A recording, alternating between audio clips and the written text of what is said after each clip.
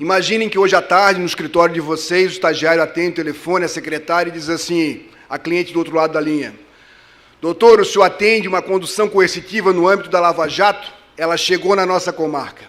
Qual o direito penal aplicável? Quais são as regras que vocês vão usar? Ah, mas eu não trabalho em direito penal. Eu não sou um advogado penal. Não interessa. A operação e a investigação chegou no direito de família, que você vai ter que opinar, chegou no direito penal, no processo penal, no direito civil, em todos os lugares.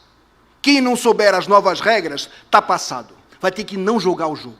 A ideia é mostrar para vocês, num breve minuto, em 35 minutos, o que nós temos de diferente, o que nós temos de novo, e fundamentalmente o que vocês não podem continuar olhando o novo com os olhos do velho. Esse é o nosso desafio. E para isso eu sou muito grato ao Clésio e à Carmen, que presidem os trabalhos, a Thaís da OAB, o Pedro Miranda, que é quase um irmão, nós fomos estagiários na vida juntos, crescemos juntos, o Lami, o Orlando Celso também, que é da minha turma, a Rete.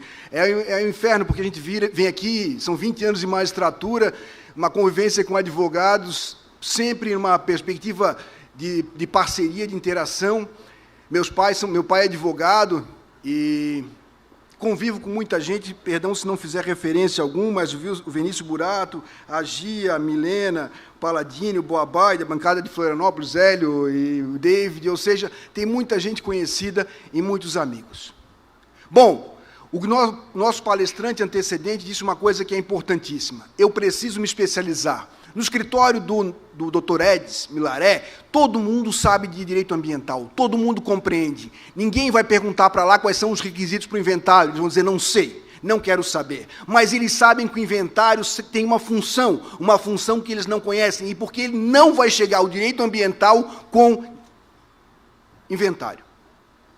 Na lógica que nós temos hoje de um novo processo penal, todo e qualquer ramo do direito, o advogado precisa saber o mínimo de processo penal. Eu odiava essa matéria, eu não quero essa matéria, não adianta, você precisa dominar o mínimo. E não é o mínimo que você encontrará nos livros. Os livros não oferecem a você os manuais, porque eles são manuais vintage, de um processo penal do cotidiano, que é o furto, o roubo, que vai ter lá uma investigação, vai chegar o delegado, vai levantar a prova, vai o inquérito policial ser finalizado com relatório, vai ao promotor de justiça ou o procurador da República, ele apresenta uma denúncia, marca uma audiência, marca uma instrução e julgamento, e vem uma sentença dizendo aconteceu ou não aconteceu a infração.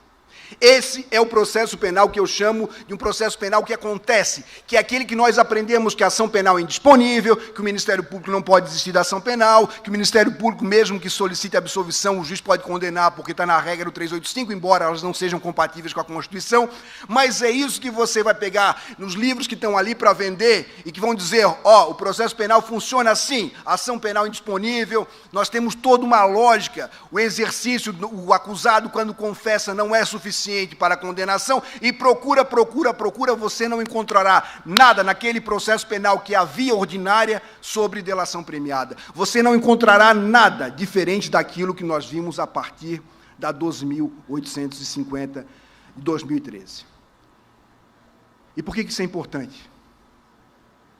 Porque é um outro processo penal. O parágrafo 1º do artigo 1º da 12.850 estabelece que é organização criminosa. E organização criminosa pode ser qualquer coisa. A união de mais pessoas para cometer crime com mais de 4 anos, organizada, não organizada, ou seja, você coloca com essa tarrafa qualquer um numa investigação de organização criminosa. Se quiser. E nós dependemos do quem? Do protagonismo do delegado de polícia. E como eu não vou ter muito tempo, eu vou falar daquilo que eu tenho investigado. Eu fui fazer um pós-doutoramento em Coimbra, em Portugal, e tive contato com alguns professores que estudavam uma coisa que é teoria dos jogos. Teoria dos jogos não tem essa coisa, não é roleta, não é sorte por si. Tem um quê de sorte, porque todos nós torcemos quando vai distribuir a ação, o cara reza para cair numa vara e não cair noutra, e aquilo é sorte. Mas você, depois que cai com um juiz ou cai com outro, você já conhece intuitivamente como ele pensa. Sabe que autores que ele gosta, sabe como você pode organizar a argumentação, sabe como se postar. Você sabe que ele tem uma reputação, você sabe como ele interessa ou não se interessa pela prova. Daí que, se você agir igualzinho com 2 juízes que pensam diferente, você é um pato. Você precisa entender que nós somos humanos como qualquer um de vocês. Acabei de entrar aqui, alguns me olharam e disseram assim, não gostei porque ele é juiz. Ponto. Pô, como é que coloca um juiz para falar na conferência de advogado? E aí o cara não ouve nada, mas já não gosta. E isso é humano. Ou vocês acham que a gente chega na sala de audiência também e não gosta e desgosta de advogado? É muito legal. A Gi, que está pesquisando Fashion Law, ela pesquisa moda. E ela foi aluna minha na Universidade Federal de Santa Catarina. E é muito legal porque a gente tem uma moda jurídica, não tem? E tem um mau gosto infernal, às vezes. Assim, é uma coisa na audiência que tu te assusta. Em relação ao processo crime, tem uma defensora de Florianópolis que leva uma mala de roupa para o fórum. Por quê? Quando tem audiência, ela é defensora pública. O acusado chega com uma camisa de time de futebol, ela tira, troca aqui uma camisa de igreja. Cabelão grande, ela corta o cabelo do sujeito. Tatuagem, ela cobre com blush. Tem aqui escrito, esses dias tinha um escrito assim, vida louca. Ela botou um band-aid em cima para esconder o cara. Porra, o cara vai para a audiência do crime com vida louca aqui, vai fazer o quê? Qual o impacto que gera? Desde os pequenos impactos que eu brinco com vocês, mas que eu trabalho nesse livro aqui, o Guia do Processo Penal, conforme a teoria dos jogos, é a demonstração que nós somos humanos. Os juízes são humanos. Passam num concurso e no dia seguinte estão decidindo. E como todos nós, têm dificuldades e possibilidades. O que eu quero mostrar a partir disso, e vocês viram o filme do John Nash, Uma Mente Brilhante, tem um livro, e é bem legal ler o livro, porque conta umas passagens bem picantes da vida dele, e eu vejo aqui a Anitta, vejo o Cury, o Rodrigo, outros colegas meus, o que eles contam da passagem picante dele, vale a pena ver no livro dela. Mas o que nos importa é o seguinte, em qualquer relação humana, seja ela regulamentada ou não regulamentada pelo direito, nós dependeremos dos sujeitos que ocupam as posições de poder. O comportamento judicial depende fundamentalmente de quem está no lugar. Ou não é assim? Quem trabalha no crime sabe, deu um flagrante, ele quer saber qual é o crime que o sujeito está imputado, quem são os policiais militares e quem é o delegado. Por quê? Porque dependendo do delegado muda o jogo. Um pega mais leve, um pega mais pesado, um fixa a fiança assim, fiança assado. Quanto mais você souber dele, melhor. Depois tem que saber que vara cairá. Faz diferença? Faz. Faz uma diferença enorme. Eu, que já fui parte, sei disso. Eu torcia, meu processo caiu na turma recursal. O que eu torci para cair com um sujeito, não caiu com ele. Está 1 ano e meio na turma recursal para julgar o meu processo lá, que é um dano moral desgraçado contra uma dessas operadoras que faz o seguinte, a operadora faz conta telefônica por telefone, aceita cadastro por telefone, e tem alguém que pegou meu cadastro. Porra, eu fico feliz da vida, cada vez que o banco diz, ó, tá no SPC, eu disse, que maravilha, quem foi que colocou? Ah, oi, então tá, beleza, porque é a única chance de ganhar um dinheirinho a mais, porque eu entro com dano moral contra eles, é a única chance, porque esse sujeito, por que isso não entra com uma ação? Não, deixa eles, é o risco deles, eu vou ganhando 20 mil por ano, são 5 anos, é um dinheiro que não é desrazoável, mas dependendo do juiz que cai, é um desespero, então eu sei como é que é sentir na pele. O que nós vamos pensar? A teoria dos jogos vai trabalhar da seguinte maneira. Todo juiz, advogado, promotor e defensor, acusado e vítima são jogadores lato sensu.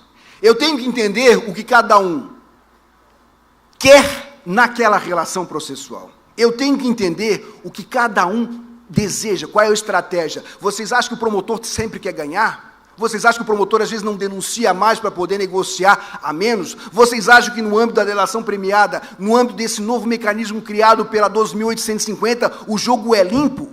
Basta estudar uma única coisa. Isso nós chegamos a uma cara de delação premiada, de colaboração premiada e corpo de plea bargain. Desde que a ministra Carmen Lúcia homologou pena sem processo na delação da Odebrecht, não é mais colaboração premiada, é plea bargain. Como é que funciona? Quem vai estudar isso sabe que o artigo 4º da Lei 12.850 estabelece que aquele que colaborar fará jus a perdão, se não for o líder da organização. O líder da organização nunca poderá receber perdão. Está no artigo 4º, inciso 1º do parágrafo. Igualzinho o Joesley e o Wesley. Eles não poderiam receber, mas recebem. E aí você faz o quê? Mas não está na regra, eu estudei a regra. Mas é outro jogo que se trata, é um jogo de compra e venda de informações num grande mercado judicial. Daí que, se vocês repararem, olha só a importância de ser um grande advogado. Porque, velho, nessa jogada, nesse novo processo penal de negociação, você tem que saber o que é um blefe, o que o outro quer. O outro, quando ameaça, é pegar ou largar. As rivalidades que você traz do passado, quem já passou a perna em quem, e o Wesley, safadão lá, como dizem, o Macaco Simão falou isso, que era, você partiu meu coração, essas coisas do ramo. Ele vai lá e diz assim, olha só, vamos pensar com ele. Ele é um sujeito inteligente. Ele sabia que as investigações iriam chegar nele e nas empresas dele. O que ele faz? Chama alguém que entende direito, que era o advogado, que nunca havia trabalhado no crime. Esse advogado reconhece a sua limitação e vai ter uma entrevista com um delegado e com uma procuradora para saber como funciona a delação. Entende que isso é o mercado, que é um mercado em que quanto mais informação valiosa você tiver, mais utilidade e mais valor de troca ela tem. O que ele faz? Passado, ele vai lá e inventaria o que ele tem para entregar de informação de qualquer um. E aqui, pessoal, quem acha que tem ética e tem moral, ética e moral é uma continha, e nesses caras o negócio é outra coisa, é custo-benefício e funciona na lógica do dinheiro. Se tiver que botar empurrar um irmão para se salvar, empurra. Não tem isso. O nosso desafio sempre é participar de um jogo desse e manter o nosso limite ético, porque nós temos o quê? Um nome só. Eu tenho o meu nome Alexandre Moraes da Rosa, o Clésio e a Carmen, e cada um de vocês, daqui para frente, esse sujeito tem um nome, o nome que em cada esquina de conversa é o safado do país. Essa é a reputação que lhe agrega ao nome dele, e que nós podemos, brincando de atuar em um processo que nós não conhecemos as regras, nos queimar. É perigoso. Não se brinquem de, como é que se diz? Ajudante de feiticeiro, como é aprendiz de feiticeiro. O negócio é sério. O advogado dele, que pensava como negociante, fez o quê? Produz a prova passada, pega a prova passada, me assustei comigo mesmo, pega a prova passada, vê o que você tem de doação, levanta a doação toda que você tiver, e olha só, pessoal, eles disseram que deram propina para todo mundo. Todo mundo é propina, então qualquer entrega em doação quente no DTCE é propina. Se isso é verdade, nós temos um problema, mas esse é um argumento fascinante. O segundo, vejam só, ele precisava de alguma coisa nova, avassaladora, quente, e nada melhor do que uma gravação. Ele vai lá e rompe com um gravador muito do vagabundo. Vamos lá, vamos conversar. Porra, o cara dá 12 milhões para um, 13 milhões para outro, e vai no Alibaba para comprar o gravador. Vamos lá, mas tudo bem. Vai lá e grava. Aquilo transforma o quê? O comprador da informação é o Ministério Público ou o delegado de polícia. Olha só como é que funciona esse mercado. Vocês vão na 12.850 e não está isso escrito como funciona essa metodologia. Eu, no livro, acabo propondo uma certa metodologia de como funciona isso em 10 passos, inclusive com recall, usando de paradigma o que o Ministério Público tem feito. Ou seja, como é que junta anexo, não junta anexo, o que dá no anexo? Se você diz, eu tenho essa informação, e mostra a informação, o outro já tem a informação, não vai querer pagar por ela. Então tem que ser assim, eu tenho uma gravação contra o presidente da República, te interessa? Interessa. Ok, se te interessa, se eu te der uma gravação contra o presidente da República, eu quero, se isso for de boa qualidade, que você me dê imunidade de pena. A imunidade eu não posso, então não te entrego a gravação. Quer ver? Então quero. Então, confidencialidade, eu te mostro a gravação e você vai cumprindo, é igual com promessa de compra e venda. Você faz a promessa, cláusula penal, é similar a isso, é uma justiça negocial. E se é uma justiça negocial, muitos advogados, promotores, juízes disseram que o Deltan, quando fez aquele PowerPoint do Lula, foi um violador, não pensou? Aquilo foi um golpe de mestre, sabe por quê? Ele diz assim, eu sou comprador, eu sou MPF, eu tenho ação penal, eu acho que aconteceu tudo isso, eu não tenho prova, tragam-me que eu compro. Tragam-me. Quem tiver prova, eu compro. E troco por imunidade, troco por redução de pena, vai só nos crimes da Lava Jato. Não, eu meto por conexão probatória e faço imunidade para tudo. Imunidade para tudo, por quê? Porque se vocês lerem o artigo 4º da lei também, pode ter redução da pena em 2/3. Mas me digam, se eu posso ter redução da pena em 2/3, em que fase da aplicação da pena isso acontece? Na terceira. Pena base, agravantes, atenuantes, na terceira fase eu reduzo a pena em 2/3. Como é que o advogado diz para o seu cliente, a pena será reduzida em 2/3? E quanto é que vai dar? Não sei. Depende do juiz. Então quer dizer que ele pode atochar a pena base, um crime que daria 5 anos, mais 6, podia dar 2, ele pode aumentar a pena base para 20, depois, pode fazer? Pode. Então eu não quero. O que é isso? Teorema de Coase, economia no direito. Atribui. O que nós fizemos? Teto. O advogado que fez a primeira delação do Paulo Roberto Costa disse o seguinte, eu quero teto. O máximo da pena é 2 anos.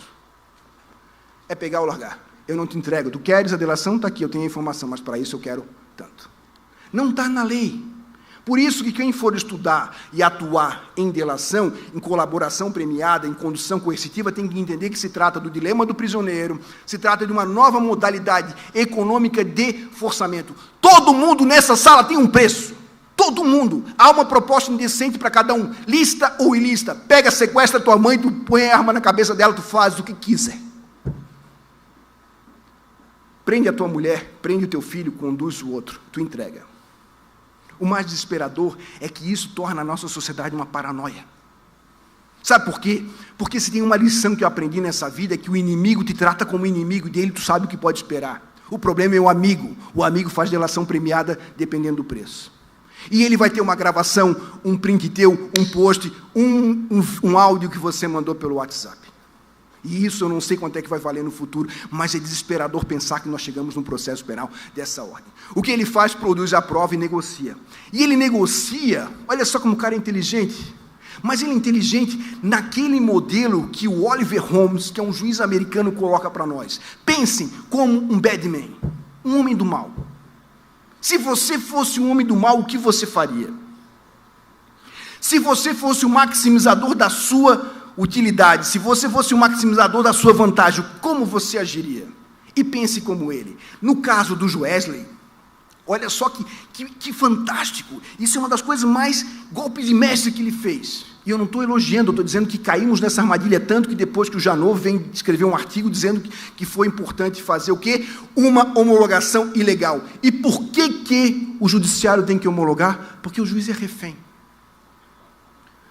O Fachin é refém. Se o Fachin diz assim, não homologo porque viola o artigo 4º, não pode usar a prova contra ninguém. Então, não homologar é um problema. Daí que todas as balizas legais que estão limitadas pela 12.850, elas são rompidas, elas romperam. E depende do quê? Da capacidade de negociação do advogado com o Ministério Público. Do conhecimento, da atribuição, de saber o que é um blefe, de saber o que é um ultimato, de saber o que é uma jogada vencedora.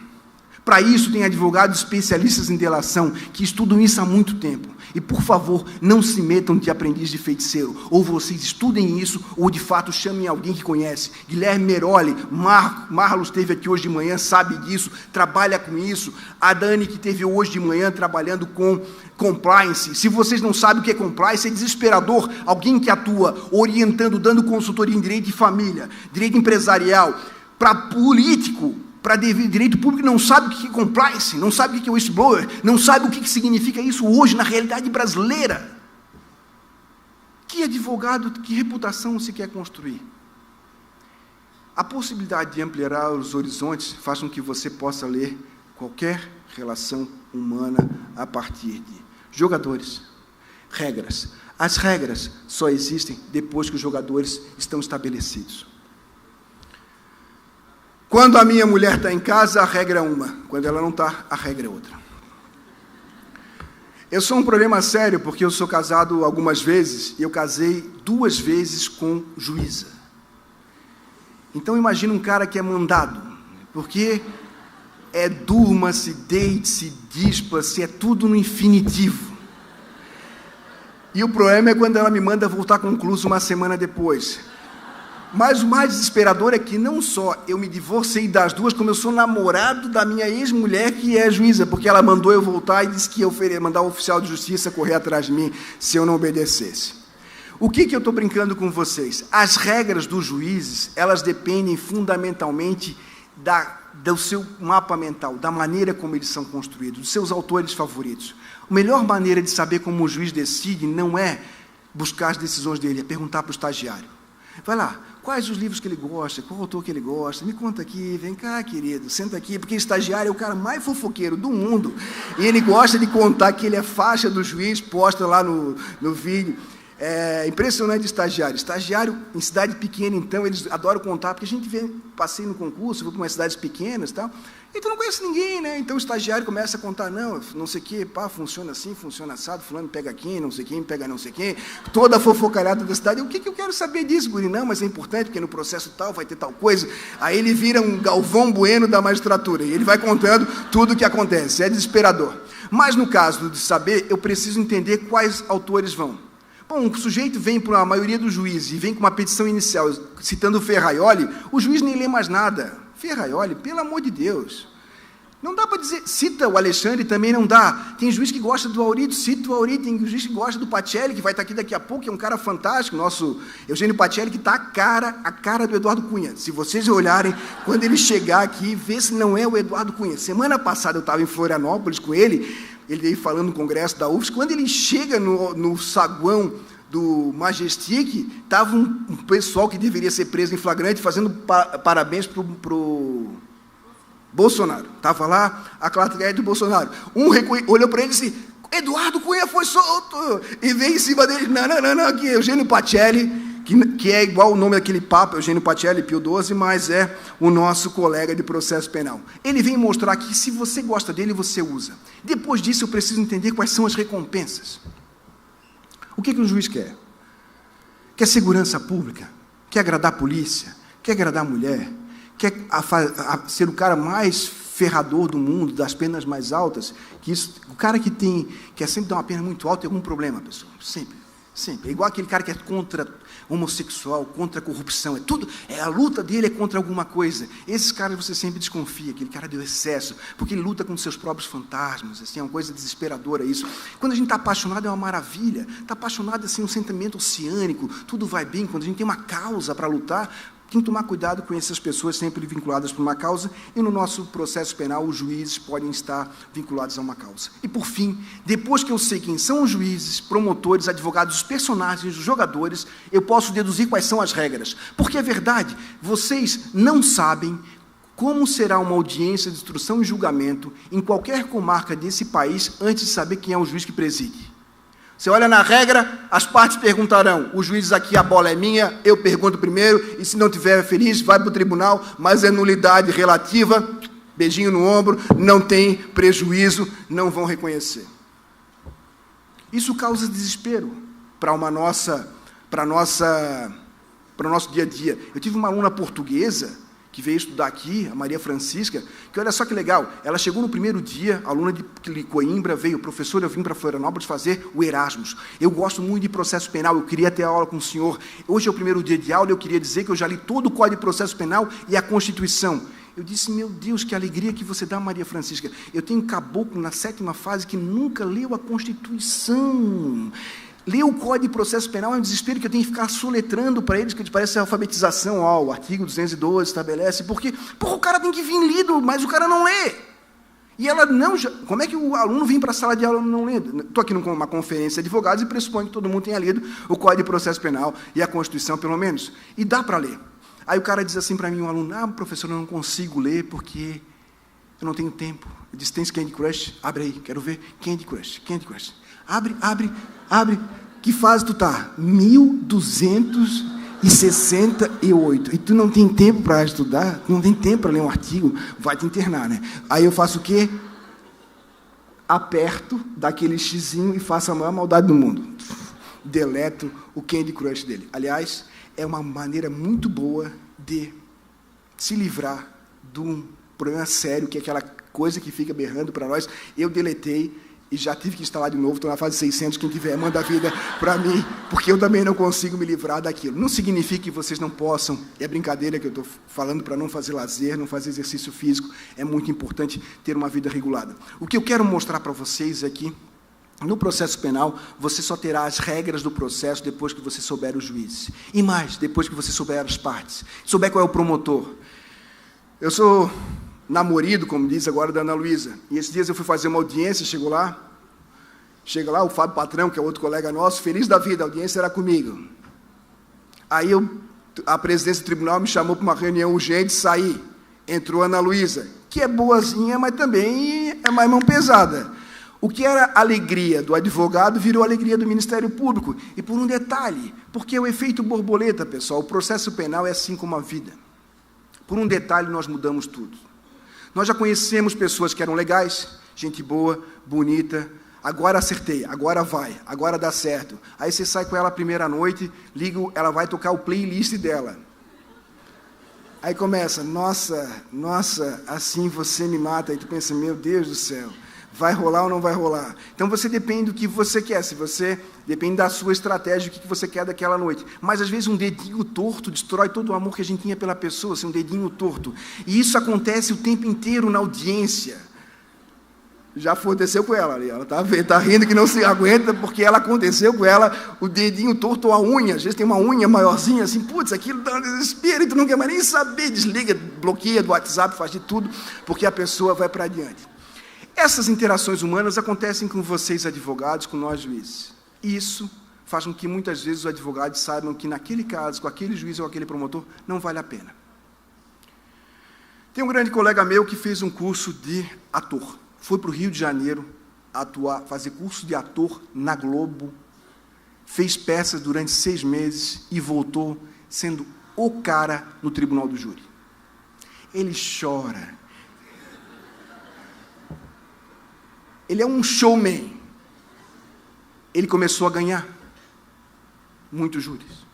O que o Ministério Público fez? Quando é júri com ele, vão 5, 6 do lado.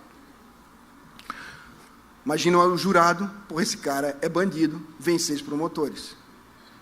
Ele começou a perder por força da resposta do outro lado. Então, agora ele faz o seguinte, ele não atua mais na primeira fase, ele só junta a procuração no dia do plenário, para pegar o time do outro lado no contrapé. A Mortari está aqui, a nossa colega lá de Jaraguá, sabe que é muito difícil, tem um irmão que também trabalha como juiz aqui no sul do estado, que é o Maurício, que nós gostamos muito. De qualquer sorte, eu só tenho as regras do jogo depois de cada jogador. E eu tenho que saber quando é o momento de eu sair, porque o processo não tem memória, mas nós temos. Nós não podemos dizer que nós não vamos nos vingar das pessoas, mas eu não perdoo. E daqui ninguém perdoa. A gente lembra, a gente pode não fazer alguma coisa, mas tem um SPC Serasa dos advogados em relação aos outros, tem um SPC Serasa dos promotores em relação ao advogado, advogado promotor, promotor juiz, e assim por diante a gente tem um SPC Serasa que a gente já negativou gente. E a sua parte, o seu assistido, o seu representado não pode pagar uma conta que é sua. Saber o momento de ir ao pé é inteligência e não correr da raia, porque os dois morrem abraçados, assim como aconteceu num filme argentino que é que os dois morrem abraçados no carro, depois de tantos machões vão brigando, que é o filme, aquele... Justamente... Rui Espíndola, que é nosso professor, fizemos uma palestra junto, eu e o Rui onde é que era, Rui? Videira, no escuro, faltou luz, nós dois falando no escuro, era legal, sessão coruja, sem microfone, foi divertido a primeira vez que eu falei numa palestra. E daí, o que nós temos por fim, para voltar para o Joesley e terminar? O advogado dele percebeu uma coisa interessante. Dá para salvar um monte de gente em imunidade. E olhem uma coisa que passou desapercebida de muitos.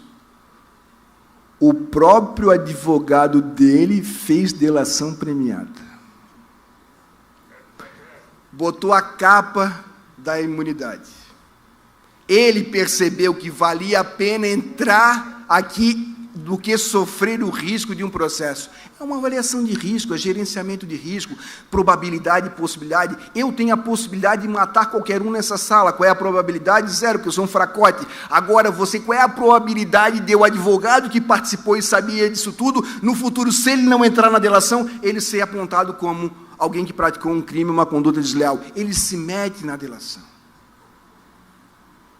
É um jogo em que você tem que ter astúcia, tem que ter capacidade de tirocínio, tem que poder ver na frente, fazer aquilo que o nosso colega Arthur Pessoa fala de engenharia reversa. Ou você tem que, se eu chegar no meu resultado, qual foi o caminho de trás para frente? De frente para trás, eu sei como fazer, eu tenho que antecipar. Se eu perguntar para a testemunha, estava no local, eu tenho que saber a pergunta subsequente. Eu não posso sair do fórum dizendo, devia ter perguntado aquilo, acabou. Você tem que se preparar. Se você não sabe o que é uma árvore de decisão, se você não sabe o que é o mecanismo decisório, se você não consegue entender o que é o mapa mental, saber distinguir, saber organizar, saber articular o que você vai perguntar, como você vai articular os argumentos, você perde. E perde feio. Quem vai para uma sustentação oral, e eu fico desesperado, o advogado que é lá para a sustentação oral ensinar o desembargador o que é prisão preventiva, diz que vive em que mundo? Já pensou alguém chegar para vocês assim, doutor, o seguinte, o senhor vai me ser meu assistente, eu vou contratar o senhor, mas eu queria ensinar para você o que é a petição inicial. A petição inicial, no novo, antigamente eram 282, agora não sei, perguntar assim, o que tu quer aqui? Tu quer me convencer, tu fala de fato, tu vem falando errado, tem que entrar redondo, isso se estuda. Eu fiz um capítulo sobre argumentação jurídica nesse livro, que não é pequeno. Afinal de contas, eu também tenho 3 crianças, tenho que pagar pensão. Se vocês comprarem o livro que está ali atrás, no final, vocês me ajudam, não estou roubando, não estou matando ainda. Então, nessas questões, o doutor Fábio, que é o nosso presidente da OAB aqui, sabe muito bem que a gente não está ainda nesse patamar, mas pode chegar rapidamente. Para brincar com vocês e dizer, cada um que veio para essa conferência se apresentou para o outro, esticou a mão e deu um nome. Quando você conhece alguém de outra região, e você tem algum amigo, você busca referências. As referências podem ser boas ou não, e elas giram em torno de uma só questão, o seu nome, a sua capacidade, a sua seriedade. Um deslize na vida de vocês acaba com a carreira de vocês. Uma reputação ruim não se tira. Uma reputação ruim não se tira do juiz, do promotor, do advogado, em qualquer uma das profissões. O nosso processo penal, que era o anterior, mudou. O nosso processo penal, hoje, é um processo penal que gira numa frequência diferenciada. Se você quiser continuar a fazer o seu processinho penal do cotidiano, tudo bem. Os livros servem. Se você quiser ampliar, uma das leituras possíveis é Teoria dos Jogos, Análise Econômica do Direito e pensar fundamentalmente por uma versão de gestão do processo, uma troca de informações, uma gestão que é diferenciada. Eu reafirmo a todos vocês que eu vim aqui a convite do Pedrinho, que é um cara que eu gosto muito, e fundamentalmente porque nós vivemos um momento muito difícil da nossa democracia. As regras não valem para nada, o Supremo tem homologado o que quer, o MPF tem feito o que quer, e nós temos que avançar nisso tudo. O que me parece importante é entender que, independentemente da postura ética, que nós podemos dizer, disso eu não faço parte, eu não vou sujar a mão e eu vou ficar muito contente, tem gente sujando a mão, tem gente jogando sujo, e você precisa entender como ele pensa. Esse cara, como ele pensa para poder reagir. Isso não é filme, isso não é 007, isso é o que acontece em qualquer negociação em Curitiba, qualquer discussão que já aconteceu em Florianópolis em relação às máquinas, aos tratores, que vocês sabem das prefeituras desse estado inteiro, ou seja, não é uma realidade longínqua, é alguma coisa que acontece, que vai chegar, alô, aqui é do escritório do doutor fulano de tal, já vou passar para ele. A ligação vai chegar de alguém que o parente está sendo conduzido coercitivamente, que o sujeito foi preso preventivamente e que você vai procurar se informar como. Como você vai se aproximar dessa questão. Talvez você tenha que virar noites para poder entender, mas talvez você possa se deliciar lendo algumas coisas diferentes, como é a teoria dos jogos aplicada ao processo penal, e cada vez mais ampliar a sua reputação. Eu escrevo no Conjur, nas sextas-feiras, Eu escrevo, às vezes, no sábado no Conju, eu escrevo reiteradamente no site do emporiodireito.com.br, tem Instagram, Facebook, Twitter, o que vocês quiserem. Vocês falam com alguém que responde por mim, porque eu também não tenho tempo. Tem e-mail ali, estou brincando com vocês, eu gosto de interagir com as pessoas. E, de qualquer sorte, o meu convite é, nós não vamos transformar o nosso processo penal do lugar dos mais espertalhão. Mas existe hoje muitos espertalhões trabalhando no processo penal nessa nova modalidade que é a negociação. E quanto mais informação qualificada você tiver dos jogadores, quanto mais você souber o que é uma jogada, o que é uma jogada dominante, uma jogada dominada, como é que se troca informação, como é que se negocia, você pode ter maior êxito. Isso se dá em todos os momentos e muitos de vocês já usam sem saber a estrutura da teoria dos jogos. O que nós podemos fazer é talvez melhorar. O livro está ali, é Guia com o Pacto do Processo Penal conforme a teoria dos jogos, e eu estou à disposição para vocês. E reafirmo uma das coisas que é mais importantes na vida. Um amigo meu casou, e ele é advogado, casou com uma mulher que tem uma criança, uma menina nova. E ele foi me confidenciar que ele colocou câmeras escondidas na casa inteira. Um Big Brother. Eu disse, mas por que isso, cara? Vai que no futuro alguém me acusa de um crime sexual. Então ele tem 365 dias do ano, 24 horas por dia, filmado na casa dele. E a mulher não sabe. A filha não sonha. A babá também não. E ele faz isso para a sua segurança. Ele faz isso para isso, eu acho abusivo, paranoico demais. Mas hoje em dia, naqueles cursos em que se vende, daqueles que pensam mal, uma das coisas que se faz é acervo, investimento de informação qualificada para usar no futuro.